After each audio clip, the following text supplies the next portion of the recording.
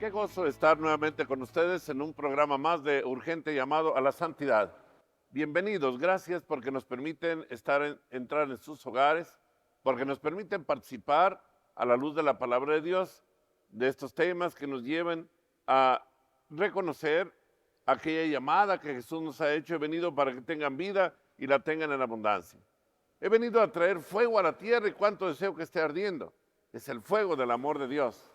No olvidemos que en este programa de Urgente Llamado a la Santidad nos ocupa contemplar a la luz de la palabra de Dios nuestra realidad espiritual, nuestra vida interior, aquellos detalles de nuestra vida ordinaria que nos deben llevar a reconocer el camino que nos lleva a la vida, porque la santidad es el camino de la vida. La santidad es sencillamente tener a Dios en el centro de nuestro corazón, acudiendo a hacer acaso de aquellas palabras que Jesús nos dijo tan apremiantemente: si alguno me ama, mi Padre lo amará. Vendremos a Él y haremos en Él nuestra morada. Cristo el Señor quiere que la Trinidad Santísima, el Padre, el Hijo y el Espíritu Santo, sean quienes habiten en nuestro corazón, en nuestra alma, y que gobiernen toda nuestra vida. En eso consiste precisamente vivir en el camino de la santidad. En eso consiste vivir la santidad de Dios. La santidad de Dios es la vida divina. El reino de Dios que ha venido ya, que se ha establecido en la tierra. Jesucristo estableció ya su reino. Cuando predicaba el evangelio del reino, decía Jesús: el reino de Dios ha llegado. Arrepiéntanse y crean en el evangelio. Arrepiéntanse, conviértanse. La llamada y la urgente necesidad de cada uno de los seres humanos es la llamada a la conversión y la necesidad de dar ese paso definitivo de entrar en el camino de la vida.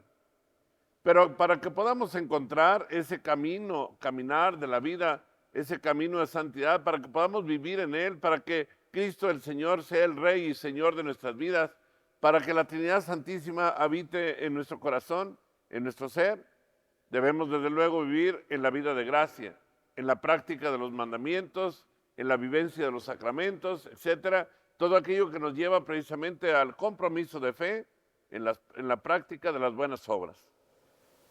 Hoy nos ocupa contemplar un tema que no siempre es muy agradable: el reconocimiento de la primera verdad del camino de santidad, que es nuestra miserable pequeñez, nuestra fragilidad humana, nuestra debilidad, lo que naturalmente vivimos como consecuencia del pecado original. El bautismo nos ha quitado el pecado original, pero nos ha dejado las consecuencias que son precisamente lo que nos hace experimentar esa fragilidad y debilidad que llevamos impreso en nuestra naturaleza, en nuestro ser. San Pablo mismo, hablando de esta realidad, decía: veo el bien y lo apruebo, pero hay una ley que frena la ley del Espíritu, que me impulsa muchas veces a hacer el mal cuando quiero hacer el bien. Cuando soy débil es cuando soy fuerte, decía el apóstol Pablo, hablando de la verdad, que es el reconocimiento de nuestra debilidad, de nuestra nada, de nuestra miserable pequeñez, para que así pueda Dios actuar en nosotros y darnos la fortaleza divina. Porque la segunda verdad, como ya lo sabemos, de este camino de santidad es que, a pesar de nuestra miseria, que es la primera verdad, nuestra miserable pequeñez, lo que nos ocupa hoy contemplar, contamos con el amor omnipotente, paternal y misericordioso de nuestro Dios, que es la segunda verdad del camino de santidad. En esta primera verdad que hoy nos ocupa, nuestra pequeñez, nuestra fragilidad, nuestra debilidad, debemos contemplar la urgente necesidad de no confiar en nosotros mismos, confiar solo en el Señor. San Agustín tiene una oración que, breve, nos ocupa también contemplar en ella la conciencia que debemos tener de nuestra miseria. Y vaya que San Agustín debió haber sido muy consciente de su miseria, de su miserable pequeñez, de su nada, porque él vivió la experiencia de vivir alejado de Dios, la experiencia del pecado, la experiencia de ese vacío, de no tener a Dios. Y él, hablando de esta verdad, dice en aquella oración que él mismo le decía a nuestro Señor: Señor, que te conozca y que me conozca, para que conociéndote te ame y conociéndome a mí me desprecie. En cierta forma, no porque tengamos que despreciarnos, tenemos que amarnos también, es importante, pero en el sentido positivo, en el sentido de la fe, tenemos que no confiar en nosotros mismos, confiar siempre en el poder de Dios, en el amor de Dios, en la gracia divina, para poder caminar en el camino de la santidad. Recordemos aquellas palabras que decía el apóstol San Pedro en su primera carta, capítulo 2, versículo 2. El apóstol Pedro decía que nosotros en la vida espiritual, en nuestra vida interior, en nuestro camino hacia la vida eterna, somos como niños recién nacidos. Es primera de Pedro 2:2, como niños recién nacidos. Y desde luego que contemplemos o acudamos a la experiencia concreta de un niño recién nacido. Un niño recién nacido no se vale por sí mismo. Un niño recién nacido tiene necesidad de todos los cuidados. Y un niño recién nacido está completamente abandonado al regazo de su madre, al cuidado de sus padres, porque es pequeño. Ciertamente nosotros podemos decir que en nuestra vida personal, en nuestra vida de fe, contamos con muchos regalos. Dios enriquece al alma con muchos dones, muchas cualidades también. Tantas personas que tienen el privilegio de tener una mente muy brillante en el campo, en el contexto de la ciencia, y que son grandes lumbreras en el mundo de la fe, de la iglesia, como son los grandes teólogos, los grandes filósofos, etcétera. Cualidades que todos tenemos porque Dios nos ha dotado de muchos dones, pero todo es don y gracia de Dios. Esas cualidades y dones que Dios nos ha dado no es porque tengamos nosotros por nosotros mismos esa potencialidad, esa grandeza, sino porque en nosotros actúa el poder de Dios, la gracia de Dios, cuando nos acercamos a Él. Por eso San Pablo nos dice en la primera carta a los Corintios, capítulo 4, versículo 7, ¿qué tienes que no hayas recibido? Y si lo recibiste, ¿de qué te glorías como si no lo hubieses recibido? Primera Corintios 4, 7. ¿Qué tenemos nosotros, mis queridos hermanos, que no hayamos recibido? La misma vida, el respirar, el amanecer cada mañana, el caminar, el pensar, el actuar, el ser vivos, el estar con vida, es ya un don y gracia de Dios. Dice uno de los salmos, dice, si tú, Señor, me retiraras el aliento, expiramos. El hombre no puede vivir sin el aliento divino. Dios es el que da el ser y sostiene a toda la creación. Desde luego, la principal de la obra de su creación son el ser humano, que estamos hechos a imagen y semejanza de Dios. Y Dios nos sostiene, nos fortalece, nos acompaña, nos cuida, nos gobierna. Pero si nosotros no tomamos conciencia de esta verdad, llegamos a el grave engaño de creer que nosotros somos los amos y señores del universo. Engaño al cual ha metido el demonio a muchas personas de nuestro siglo, haciéndoles creer que ellos son un superdios y que tienen todas las potencialidades para hacer y transformar el mundo. Ciertamente, si el ser humano lo tiene, como lo vemos ahora en los adelantos de la ciencia, es una gracia de Dios. Esto confirma más que el hombre está hecho imagen y semejanza de Dios. Ciertamente, todos esos dones no lo podemos negar, pero son obra de Dios, pero son regalo de Dios. Por lo cual el ser humano, cuanto más sabio es, más debe tener gratitud a su Dios por darle el don de la sabiduría. Si nosotros, haciendo a un lado todos los dones que Dios nos ha dado, los quitáramos, ¿qué podría quedar en cada uno de nosotros? La realidad es que quedaría solamente cero, y algo todavía peor que cero, nuestra miseria y nuestro pecado. El Espíritu Santo, que obra indudablemente de forma maravillosa en la vida interior, en la vida espiritual, el Espíritu Santo tiene, por medio del libro del Eclesiástico, en el capítulo 10, versículo 9, tiene una expresión que me parece muy importante que la contemplemos, que la consideremos, y que echa por tierra toda nuestra miseria, toda nuestra, diríamos, soberbia, porque la soberbia del hombre es la que hace que el hombre se sienta lo que no es. Y dice este texto sagrado, se los voy a leer, dice, ¿de qué te ensoberbeces, polvo y ceniza? Recuerda que ya en vida tus intestinos están llenos de podredumbre. Es un texto muy fuerte que nos da la clave para entender realmente lo que somos, esa realidad de nuestro ser, nuestra miserable pequeñez. Y de ello los santos tomaron muy plena conciencia. Así lo vemos, por ejemplo, en grandes santos como el santo cura de Ars, que en cierta ocasión una persona le dice al santo cura de Ars: Padre, su fama de santidad ya se extiende por todo el mundo.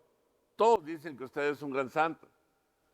El santo cura de Ars responde hasta con cierta preocupación y dice: de ello no quiero saber. De lo único que estoy consciente y soy plenamente seguro es de mi miseria y de mi nada, y de que soy un pecador, y de que cada mañana cuando yo despierto, cuando me levanto, inmediatamente que abro los ojos a la vida, me doy cuenta que todo es don y gracia de Dios, y le digo: Señor, no me sueltes un momento de tu mano, porque si en un momento me soltaras, Señor, me retiraras un momento de tu gracia, sería el peor de los criminales, de los pecadores. Esta es la realidad que debemos tener nosotros plenamente conciencia, la realidad de nuestra miserable pequeñez.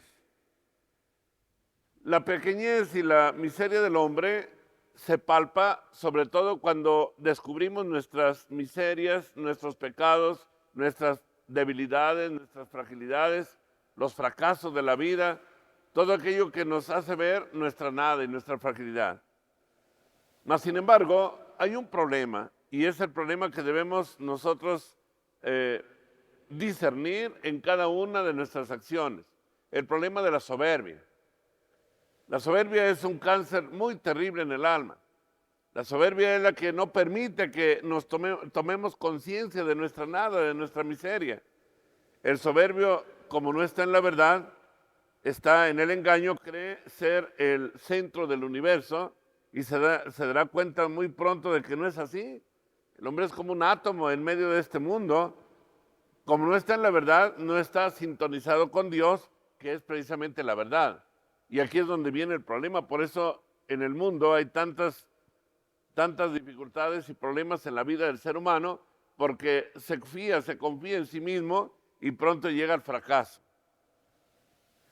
El que se vanagloria, podemos decir así, el que se enorgullece de las cualidades que cree tener, desde luego es un ladrón, pues está atribuyéndose así lo que le corresponde a Dios.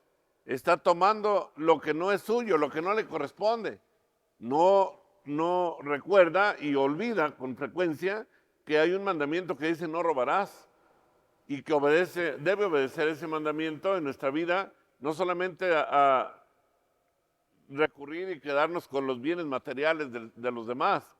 También los bienes espirituales no los podemos apropiarnos como cosa nuestra, son regalo y bondad de Dios.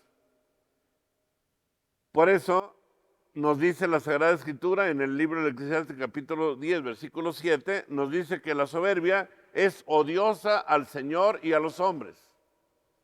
La soberbia es un terrible mal. ¿Y cómo debemos cuidar y proteger nuestra alma para que no caigamos en este terrible cáncer de la soberbia? Decía Santo Tomás de Aquino, en alguna consideración que hacía, decía que uno de los primeros criterios que debemos tomar como discernimiento para discernir cuando las obras vienen de Dios o no vienen de Dios es que el instrumento por el cual nos vengan aquellas obras que dicen ser de Dios, como las revelaciones privadas, los mensajes, las revelaciones que ahora proliferan por todas partes, la primera condición y criterio de discernimiento es que el instrumento que dice comunicarnos de parte de Dios algún mensaje divino, este instrumento no esté movido por la soberbia, porque se le debe probar en la humildad. Si falla en la humildad, es dudosa sus comunicaciones, aunque digan ser del cielo, porque la soberbia siempre es un canal abierto para las fuerzas del mal y para el engaño del maligno. El maligno puede engañar mediante la soberbia. Por esa razón es tan importante no estar en la mentira, sino en la verdad. Y así nos dice la palabra en este libro, que la soberbia es odiosa al Señor y a los hombres. Y por otra parte, continúa el texto sagrado, el Señor arranca de raíz a los soberbios y en su lugar planta a los humildes. Eclesiásticos 10:18. Y primera de Pedro 5:5 dice, Dios rechaza a los soberbios y a los humildes les da su gracia. Que claro, hermano, nos habla la palabra de Dios y cómo debemos tener conciencia de esta pequeñez que debemos vivir cada día, cada momento, para no fiarnos de nosotros mismos. El cielo no ha entrado al cielo no ha entrado ni entrará un soberbio. Esta es también otra de las verdades muy importantes, porque al cielo solo se llega por el camino de la pequeñez, de la humildad, del despojo de sí mismo, para buscar la soberanía de Dios, porque al cielo se entra para darle gloria únicamente a Dios. Las criaturas todas se postran ante el trono del Cordero para dar gloria eternamente al Cordero sin mancha, que está en el trono de Dios, que ha reinado para siempre y que se ha sentado en su trono para siempre. El único al que le debemos y merece toda gloria y todo honor es a nuestro Dios, que ha triunfado, que ha vencido y que está sentado para siempre en el trono de Dios. Por eso toda criatura debe postrarse ante Él, y la soberbia no lo permite. El soberbio jamás dará culto a Dios, se dará culto a sí mismo, pero nunca a Dios. Y por eso dice también en el libro del profeta Isaías 66:2, dice nuestro Señor, mis miradas se posan sobre los humildes y sobre los que llevan o tienen contrito corazón. Esto dice nuestro Dios en Isaías 66:2. Las miradas del Señor se posan sobre los pequeños. Qué importante para ti, mi querido amigo, que estás participando en este programa de Urgente Llamado a la Santidad. Qué importante es que cuidemos tú y yo esta gran verdad.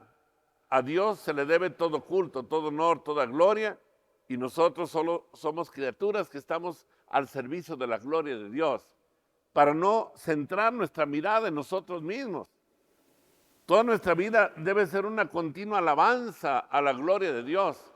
El palpitar de nuestro corazón, las células de nuestro cuerpo, todo nuestro cuerpo, alma y espíritu, para la gloria de Dios. Y cómo tenemos que poner siempre nuestra mirada en las verdades eternas, para tener ahí puesto nuestro corazón.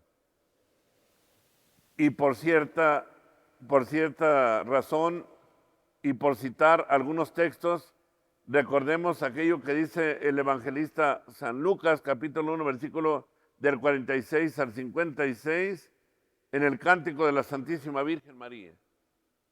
El modelo más perfecto, más perfectísimo de humildad, de pequeñez, de sencillez, de reconocimiento de la obra de Dios es la Santísima Virgen María.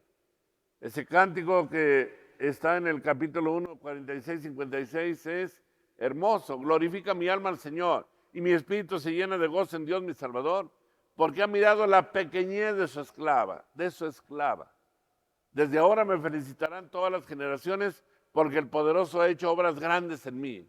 Santo es su nombre y su misericordia llega de generación en generación a los que lo temen. Él hace proezas con su brazo, dispensa a los soberbios de corazón, derriba del trono a los poderosos y enaltece a los humildes, a los pequeños les da su gracia. Así es el poder de Dios.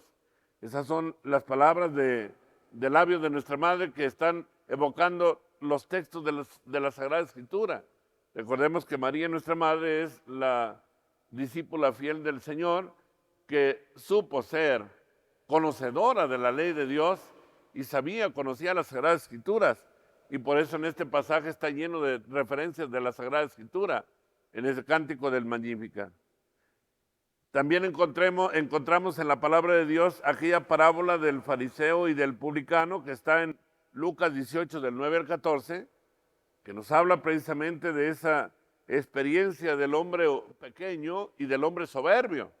Está en escena estos dos grandes extremos, uno para la gloria de Dios, que es quien se siente realmente en la verdad pequeño, humilde, sencillo, pecador, y que ni siquiera se atreve a levantar la mirada hacia Dios, solamente está golpeándose el pecho con toda verdad, con reconocimiento de su miseria, y le está diciendo, apiádate de mí, Señor, que soy un pecador. En cambio, aparece también en escena, en esta parábola, aquel otro hombre que está lleno de soberbia y que le dice te doy gracias, Señor, porque no soy como los demás hombres, pecadores, adúlteros, etcétera. Mucho menos como a ese publicano que está ahí, yo pago los diezmos, yo hago esto, yo hago aquello, yo, se convierten en unos verdaderos yoyos. Así se ha dicho de las personas soberbias y de las personas orgullosas y que viven para sí mismos. Se convierten en yoyos porque siempre están yo y después yo. Conjugan aquel verbo dialogar con yo hablo, tú callas, se le escucha, nosotros opinamos, ellos no entienden. Esa es la realidad de este mundo en el campo de la soberbia. El Espíritu Santo entonces echa por tierra esta realidad de la soberbia cuando dice en el libro del Eclesiástico capítulo 10 versículo 15, la reunión de los soberbios es incorregible porque la planta del pecado se ha arraigado en ellos sin que ellos se den cuenta, que es una de las terribles realidades muy dramáticas del ser humano, porque el soberbio jamás va a pensar que está en el error. Siempre un soberbio va a pensar que está en la verdad, aunque esté en la mentira. El pecado no lo ve, no lo alcanza a descubrir porque está ofuscada su mente y su corazón.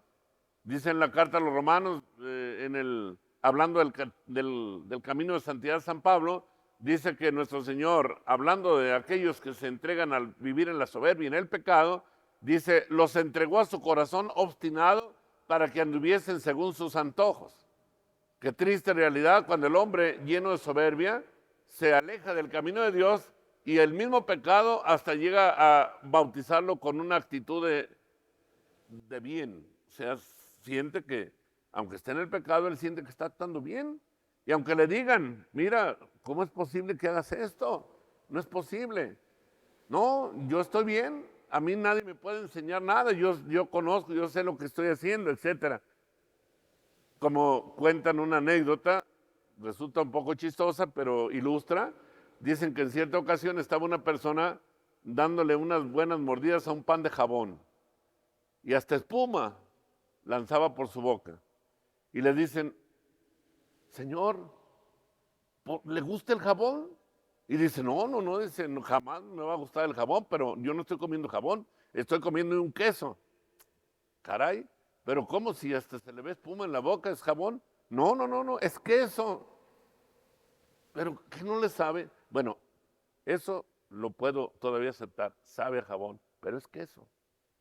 Es una verdad terrible que el ser humano que se entrega a la soberbia, aunque vea la realidad de la vida, la realidad de las cosas, sin embargo obstinado en su mismo querer y su mismo actuar, no sale de ahí, nadie lo saca de ahí porque dice, estoy en la verdad, aunque no sea cierto. Así es precisamente la soberbia. El soberbio, dice la Sagrada Escritura, realmente no tiene remedio porque se arraiga en él el pecado. Dice la Sagrada Escritura en otro de los pasajes, es el Salmo 118, que David, que fue un hombre elegido por Dios, después de haber cometido el pecado con el que Dios lo castigó, por el que Dios lo castigó, en haber pecado con la mujer de Urías y haber mandado propiamente matar a Urías para quedarse con aquella mujer, Dios le reprocha su pecado y el profeta David dice, bueno fue para mí que me humillaras para que yo aprendiera tus mandamientos. Si el hombre soberbio no tiene remedio por sí mismo, ciertamente nuestro Señor en su bondad y misericordia puede conceder en esas caídas del hombre, conceder que reflexione, que se dé cuenta y que se arrepienta. Sabemos que en el profeta David, a raíz del pecado que cometió, surge aquel salmo que es el salmo de misericordia que todavía la iglesia proclama y que en la misma liturgia de las horas o en la oración del pueblo se dice. El Salmo 50, miserere, misericordia Dios mío por tu bondad, por tu inmensa compasión borra mi culpa, etcétera. Lava del todo mi delito, limpia mi pecado, pues yo reconozco mi culpa. Siempre está presente mi pecado, contra ti solo pequé. O sea, el hombre que por la soberbia cayó en el pecado y en el error, se da cuenta después que ante los fracasos solo Dios tiene la respuesta. Por eso concluimos este programa diciendo que Dios invita a aceptar las humillaciones que podamos vivir para reconocer nuestra miseria y nuestra nada. Dice el libro de los Proverbios: no desdeñes, hijo mío, las lecciones del Señor. No te enojes cuando te corrija, porque el Señor corrige a los que ama y aflige a los hijos que le son más queridos. Proverbios 3, 11 y 12. Es la palabra de Dios. Ojalá que Dios nos conceda, y eso es lo que le pedimos al final de este programa, la gracia de ser corregidos por nuestro Dios, para no caminar en el camino de la soberbia y poder aceptar nuestra pequeñez. Recordemos, primera verdad del camino de santidad, nuestra miserable pequeñez. Y pidamos la gracia de aceptar esta verdad y vivirla plenamente. Y que el Señor Dios nuestro nos bendiga y nos ayude a conocer sus caminos para que actuemos según su verdad y vivamos la pequeñez. Ser pequeños es una gran virtud y es un regalo del cielo, para que Dios también venga a habitar en nuestro corazón. Si alguno me ama, mi Padre lo amará y vendremos a él y haremos en él nuestra morada. Pero el amor por la pequeñez, por la humildad, nos lleva precisamente a ser morada de Dios. Que el Señor les bendiga a cada uno de ustedes en el nombre del Padre y del Hijo y del Espíritu Santo.